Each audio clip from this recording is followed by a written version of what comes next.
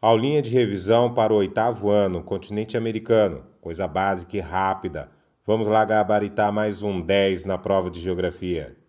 E aí, moçada, tô aqui tarde da noite, quase meia-noite já, fazendo a revisão para vocês aí, conforme o prometido, tá? Conteúdo do 8º ano para a prova, conteúdo sobre o continente americano e algumas características, alguns problemas ambientais, formação dos seus climas, massas de ar, correntes marítimas, tipo de chuva. Vamos lá? Primeira coisa, continente americano. É o continente que apresenta todas as variações de climas do planeta, porque ele é um continente muito extenso no sentido norte-sul, ou seja, no sentido latitudinal. Belezinha? Os fatores climáticos que nós estudamos e que você tem que relembrar: altitude, latitude, continentalidade, maritimidade. Tem alguns outros, mas esses são os principais para poder lembrar. Latitude, quanto maior a variação da latitude, quanto maior a latitude, menor a temperatura, porque a latitude está relacionada diretamente à proximidade da linha do Equador. Quanto mais perto da linha do Equador, temperatura mais alta. Mais longe da linha do Equador, no sentido norte ou no sentido sul, menor temperatura, porque está indo em direção aos polos. A altitude, quanto maior a altitude, quanto mais alto for, menor a temperatura. Em média, a cada 200 metros de altitude, 1 grau a menos, 1 grau Celsius a menos. Beleza? E lembrando aí, um fator simplesinho aí, quanto mais próximo do pé da montanha, vamos dizer assim, mais denso é o ar atmosférico. Quanto maior a altitude, menos denso o ar atmosférico.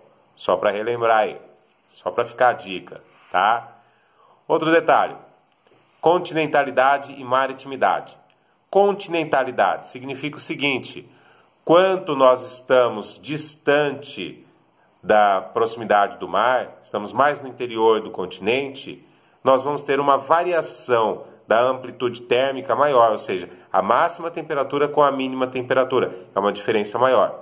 Quanto mais perto que você estiver, ou o ponto que está em análise estiver da questão do mar, mais perto do mar, maritimidade, maior umidade, menor essa variação de amplitude térmica.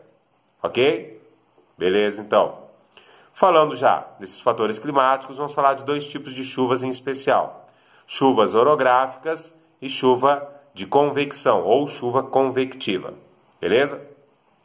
A chuva convectiva é quando ocorre a ascensão da massa de ar quente de maneira vertical, ganhando altitude. Quando ganha altitude, encontra camadas mais frias. Vai haver a condensação e a precipitação em forma de chuva. E daí desce, então. Chuva convectiva é isso. É essa ascensão da massa de ar quente, precipitação em forma de chuva. Acontece muito no verão, tá?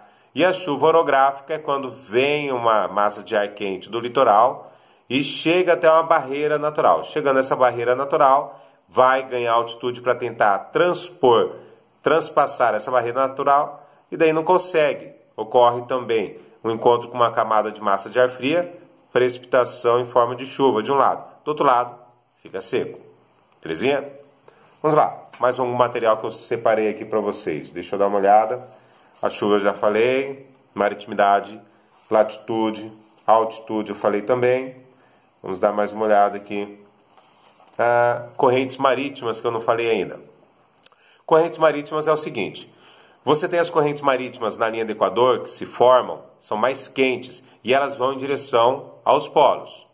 As correntes marítimas das regiões polares, no norte ou no sul, se formam e vão em direção à linha do Equador. Então, quando você encontra as correntes marítimas, elas indo para a linha do Equador, que a seta mostra isso, são correntes frias. Saindo da linha do Equador e indo em direção à região polar, correntes quentes. Fica fácil. É o ninho e laninha.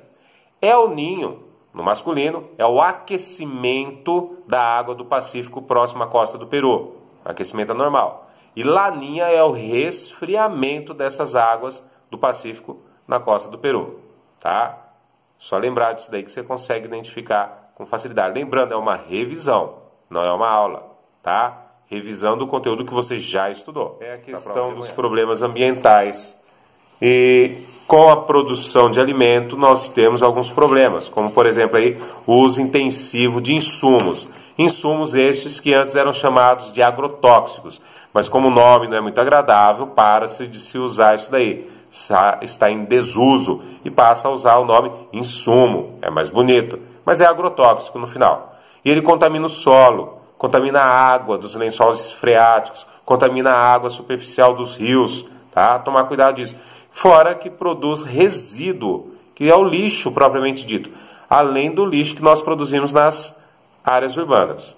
Então o lixo é um grande problema aí. E para onde que vai esse lixo? Agora, para concluir, pesquisa lá no seu material a questão do lixo, o resíduo urbano e resíduo da área rural. Quais são os melhores destinos para o lixo? Lixo hospitalar, lixo industrial, lixo residencial e assim por diante. Se você gostou do vídeo, dá um like e distribui para os seus colegas. Um abraço.